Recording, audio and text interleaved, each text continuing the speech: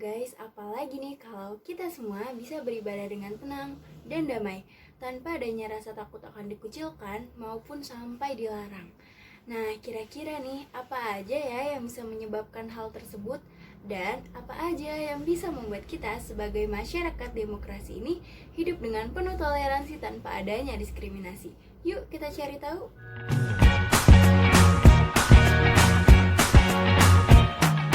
Assalamualaikum warahmatullahi wabarakatuh. Halo teman-teman semua, gimana kabarnya nih? Semoga sehat selalu dan tetap bahagia ya. Perkenalkan kami dari BPI 3C yang beranggotakan saya sendiri, Jihan Nabila Fatin. Saya Anissa Hardiarti. Saya Miftah Nurzahida Ahyad. Saya Putri Nur Laila. Saya Adelika Nur Islami. Saya Syahrul Hidayat.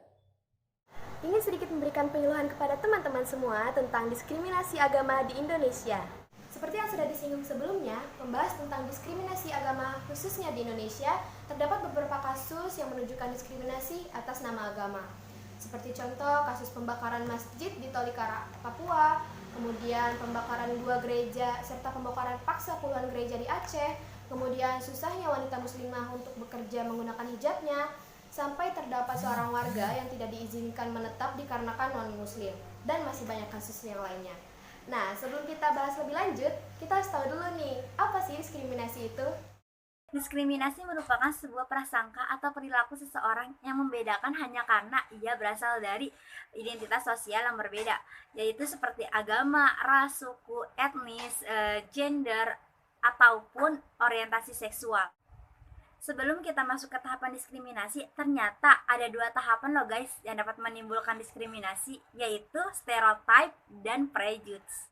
Stereotip ini merupakan generalisasi yang berlebihan terhadap seseorang berdasarkan sifat-sifat yang ada pada kelompoknya, seperti ras, suku, dan agamanya.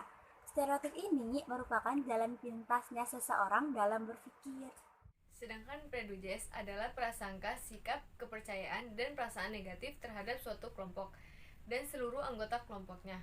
Prasangka merupakan virus dalam berpikir yang membuat seorang tidak menyukai seluruh orang dalam ras, suku, dan agama tertentu. Perasaan ini terbentuk karena stereotip atau pikiran dan perbuatan buruk terhadap kelompok tertentu akibat pengaruh dari lingkungan atau pengalaman buruk terhadap seseorang pada suatu kelompok. Nah, dari 2 tahap ini dapat munculnya diskriminasi. Kita bisa ambil salah satu diskriminasi agama, yaitu susahnya perempuan muslimah yang bercadar untuk bekerja. Hal ini bisa disebabkan karena pemimpin perusahaan tersebut adalah non-muslim dan memiliki stereotip bahwa muslimah yang bercadar itu adalah teroris. Kemudian muncullah dalam prasangka dalam dirinya bahwa setiap muslimah yang bercadar itu adalah teroris. Dan akhirnya ia mendiskriminasi setiap perempuan muslimah yang bercadar tersebut dengan cara menolak mereka untuk bekerja di perusahaannya guys. Hal demikian disebabkan karena adanya beberapa peristiwa bom bunuh diri disertai pembunuhan yang dilakukan oleh orang-orang muslim. Akan tetapi, faktanya tidak setiap orang muslim itu adalah teroris guys. Kesamaan agama dan penampilan pada kasus tersebut membuat mereka yang menggunakan cadar atau menggunakan atribut-atribut yang menunjukkan mereka adalah seorang muslim seperti sarung, kopiah, dan celana cingkrang dan lain-lain mendapatkan stigma negatif di masyarakat sehingga dicap sebagai bagian dari teroris yang kemudian berkembang menjadi perilaku yang diskriminatif. Contoh lain yang dapat kita ambil adalah pembakaran masjid di Tolikara ketika umat muslim hendak melaksanakan sholat Idul Fitri pada tahun 2015 silam. Hal ini menimbulkan reaksi keras dari umat Islam. Berikut cuplikan videonya. Jumat pagi, aksi pelemparan dan pembakaran musala serta kios terjadi di Tolikara, Papua. Aksi ini terjadi saat umat muslim melaksanakan ibadah salat Id. Akibat aksi brutal ini, umat muslim terpaksa membubarkan diri karena takut jadi sasaran amuk massa. Sebanyak 1 orang tewas dan 10 orang mengalami luka-luka. Aksi ini terjadi karena di waktu bersamaan juga berlangsung seminar tingkat internasional yang diadakan pemuda gereja. Kebakaran ini diduga karena penggunaan alat pengeras suara. Peristiwa ini terjadi karena pengeras suara, sehingga muncullah stereotip dari umat non-Islam terhadap umat Islam, bahwa kegiatan beribadah umat Islam itu mengganggu ketenangan. Lalu muncullah prasangka bahwa semua kegiatan umat Islam itu mengganggu ketenangan umum, Sehingga terjadilah diskriminasi melalui pembakaran masjid ketika umat muslim hendak melakukan sholat id tersebut. Lantas bagaimana ya guys caranya agar kita semua dapat beribadah dan memegang kepercayaan kita dengan tenang tanpa adanya diskriminasi dari agama lain?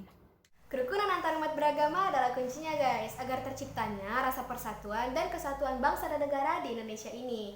Nah, kerukunan tersebut hanya akan tercipta jika ada toleransi guys.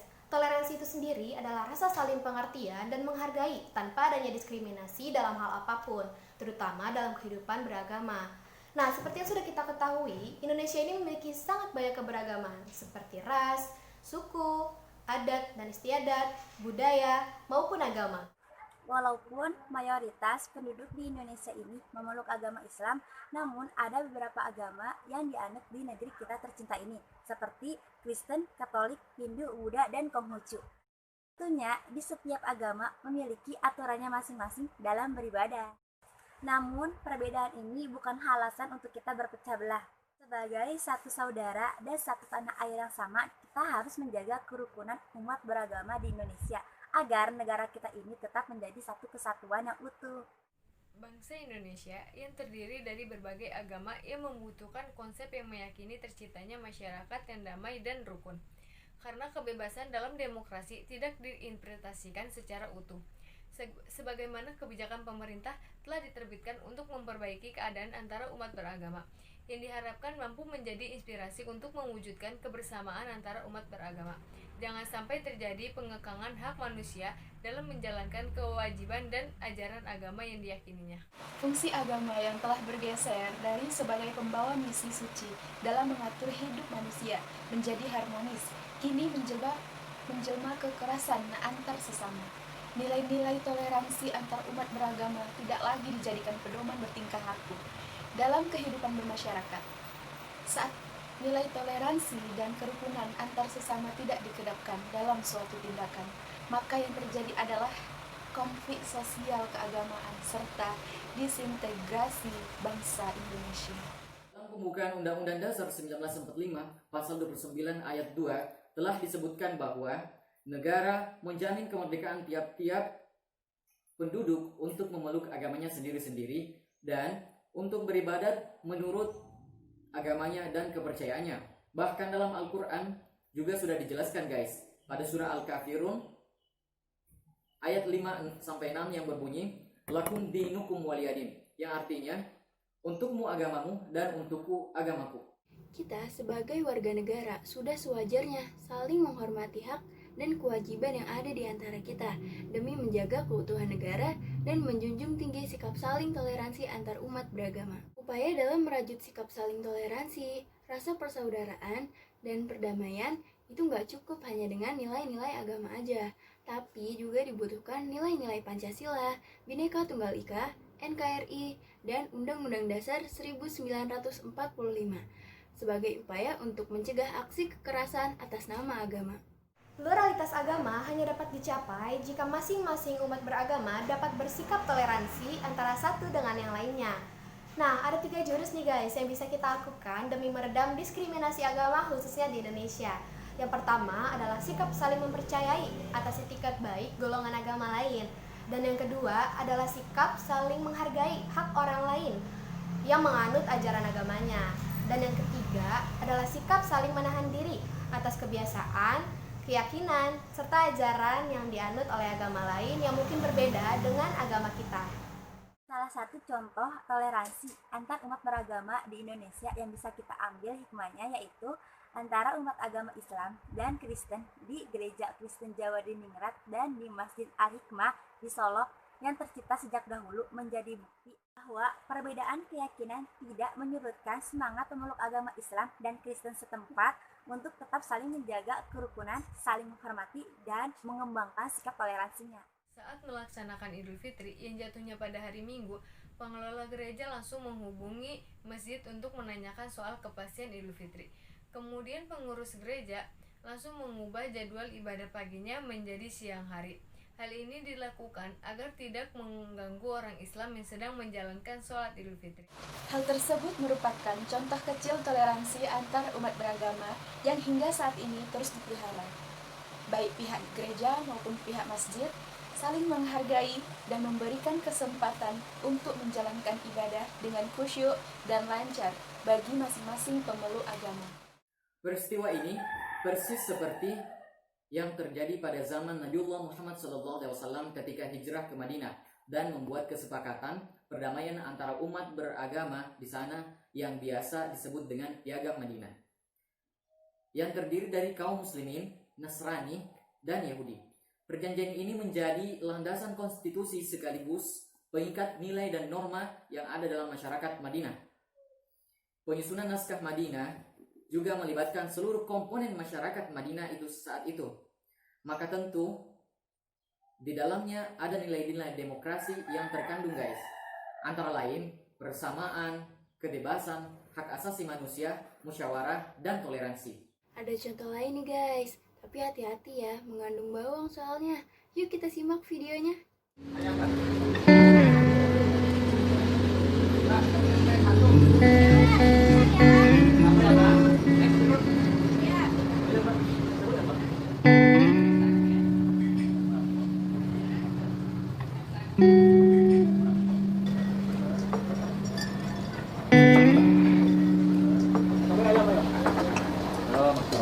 Bu, saya hanya ada uang 3.000.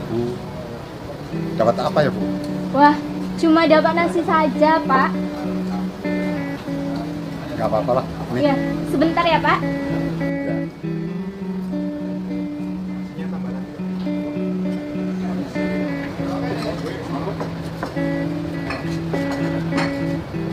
Ayamnya enak tuh. Apalagi digeprek, Mas. Enak ya? Yang ini enak banget. Enak banget ya?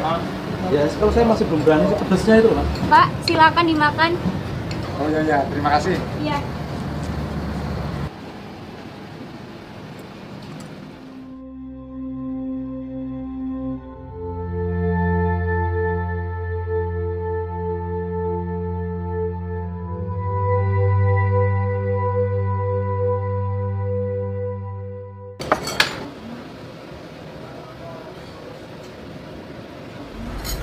Pak. Ini aja. Pak, ini ekor sudah kotor. Iya, Pak. Ya, ini kan masih baru, Pak. Iya, Pak. Ini aja, Pak. Aduh, terima kasih. Saya satu aja ya ini. Oh, Ini iya. aja.